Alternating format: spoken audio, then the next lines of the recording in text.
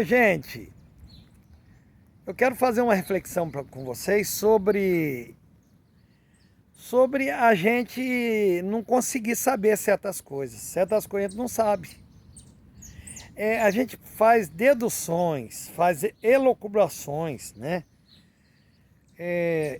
Um dia, uma jovem que hoje é uma assessora parlamentar, a Priscila, né? A Priscila foi minha ovelha quando eu era adolescente, foi minha aluna na escola. E a Priscila me perguntou: pastor, professor, o José no Egito, que foi caluniado, quase foi morto pelo Potifar, né?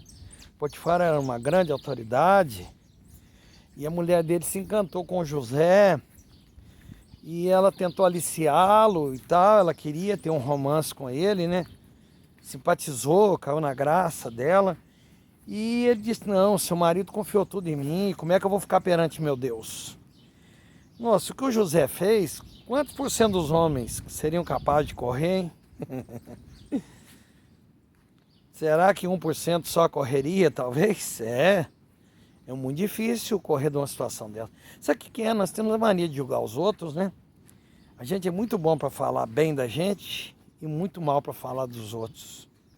A gente dá 10 pra gente, dá 1000 e dá 0 sempre para os outros. Gente, aquilo que o José fez não é uma coisa monstruosa. E ele também, o que ele fez que ele foi inteligente? Às vezes a gente pensa que o cristão resolve as coisas dobrando o joelho, né? Não, tem coisa que a gente resolve correndo, gente. Orando em pé, correndo. O José foi sair correndo, ela agarrou na capa dele, na roupa dele e segurou. E ele, com medo, saiu a 1000. E quando o marido chegou, né? Ela falou que a história foi ao contrário, né? Foi o José que tinha tentado alguma coisa com ela. Ele poderia ter morrido, gente. Ele foi preservado por Deus por uma situação dessa. Há uma expressão que diz o seguinte, né? Mexer com mulher casada cheira defunto, né? Mexer com mulher casada é muito perigoso, né? É muito perigoso, né? Tem gente que diz que mulher casada é homem para mim. Mas o Potifar mandou prendê-lo, ele ficou preso mais ou menos, na minha matemática, ele ficou uns 12 anos preso. Foi preso lá com uns 17, 18 anos. Só com 30 anos que ele revela o sonho do rei e ele vai ser o segundo maior no Egito. Depois ele fica num grau maior do que o Potifar. A Priscila me perguntou: o senhor acha que algum dia o José chamou o Potifar e explicou para ele a situação? Não, não sei. Primeiro eu disse não sei. Falei, não sei. Sabe o que acontece? Tem certas coisas na nossa vida que nós não temos resposta. Por exemplo, por que o Machado de Assis conta a história da Capitu e o Dentinho e não deu respostas? Cada um tem que ler e ficar com a sua resposta. Será que houve ou não houve? Quer dizer, tem coisa, tem notícia que você fica sabendo, que 2 pessoas estavam numa casa lá, uma matou a outra. Não tem jeito de você saber o que aconteceu não, mãe. Um assalto, um matou o outro. Talvez eu vou dizer até coisa mais para vocês, hein? Às vezes uma pessoa está internada lá no hospital, o médico erra, mata, quer dizer... Porque médico assim, ele mata e não pega nada contra ele, né? Ele está tentando salvar. Então nós não temos resposta. Outra coisa, né? A gente tem perguntas que a gente não faz. Vocês querem ver uma coisa que mina casamento e a gente não faz? O cara começa a namorar uma moça, fica perguntando para ela: quantos que você beijou? E hoje, que o sexo na cabeça das pessoas é liberado, quantas pessoas você transou? Isso se pergunta? São perguntas que a gente não faz. Ninguém está preparado para certas coisas, não. Mesmo que você sabe que a mulher foi casada, que ela teve filhos, a pessoa mantém um ciúme da pessoa. Para você ver, né? O ginecologista, ele trabalha o dia inteiro lá tocando mulheres no seu trabalho, né? E esse homem forma família. Por quê? Porque isso não mexe no apetite dele, no apetite sexual dele, mesmo ele trabalhando nessa área, com mulheres grávidas. Então tem perguntas que a gente não faz. Outra coisa, se um marido ou a mulher fizer perguntas difíceis para você, sabe o que você tem que dizer?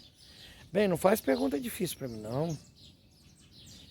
Quer ver uma coisa? Jesus, ele não quer 90% do homem, não quer 70%.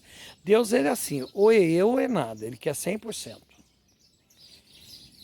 Já teve maridos que pôs mulheres em situações difíceis, de perguntar ou eu ou Jesus. E teve mulheres audaciosas, ousadas que disseram, Jesus. É lógico. Você vai comparar um homem com Deus, meu filho? Você está doido? Se isso for perguntado para minha mulher e ela titubear, eu vou cair de joelhos e dizer misericórdia. Que isso? Eu vou fazer igual os reis faziam antigamente. O que os reis faziam antigamente? Quando alguém trazia uma proposta assim absurda, eles rasgavam as suas roupas. Quando a pessoa estava passando uma aflição, os reis eles rasgavam as suas roupas. Depois, para não ficar gastando tanta roupa, ficar rasgando roupa, aí um profeta lá orientado por Deus falou, não rasguei as vossas roupas, rasguem os vossos corações. Rasga o coração, chega perante Deus sozinho lá, Jesus não falou que tem uma oração no secreto? Você não fica sozinho com o médico para falar com ele? Rasga o teu coração. Senhor, eu pequei. Senhor, eu roubei. Senhor, eu fiz isso. Outra coisa, pecado tem nome. Publicamente você vai dizer pecado, né? Senhor, me perdoa pelos meus pecados. Mas sozinho, você tem que falar, eu menti, eu minto, eu adultero. Se eu puder tirar uma vantagem naquilo, eu tiro. Você tem que confessar os seus pecados. Por quê? Porque às vezes quando você enfrenta um problema sério, você não dá conta. Pecado não confessado cria acúmulo de problema na sua vida. E aí o que acontece? Muitas pessoas não dão conta da vida. Aquele livro da literatura alemã do Tolstói, né? Tolstói, a história do jovem Werther, ele conta a história de um jovem que gostou de uma moça, mas não deu conta da vida. No fim do livro ele se mata, ele se suicida. Meu querido, não faça perguntas difíceis. E tem outra coisa, tem coisas que nós vamos levar para o caixão. Por exemplo, um confidente.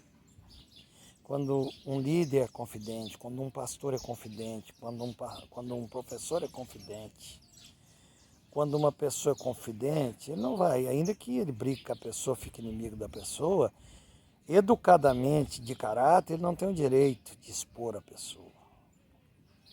Aí daqueles que jogam na cara de pessoas que confiaram em você, segredos, e você vai lá para a tribuna ou vai para algum lugar e conta.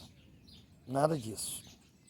Então tem coisas que vai ficar na nossa consciência. Vai ficar na nossa leitura. Se falou, se não falou. Tá? Por isso que a gente não tem resposta para tudo. Por isso que a vida é encantadora. Eu não aceitei a filosofia daquele filme, não, né?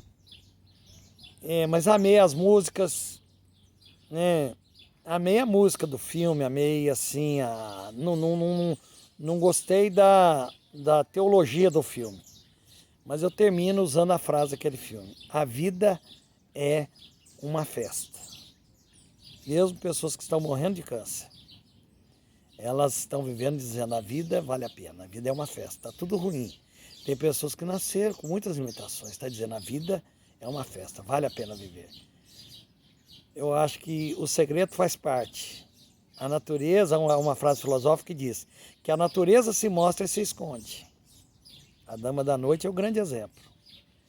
Uma pessoa que se casa não se abre só para o seu marido, não fica só para o seu marido, o marido para a esposa.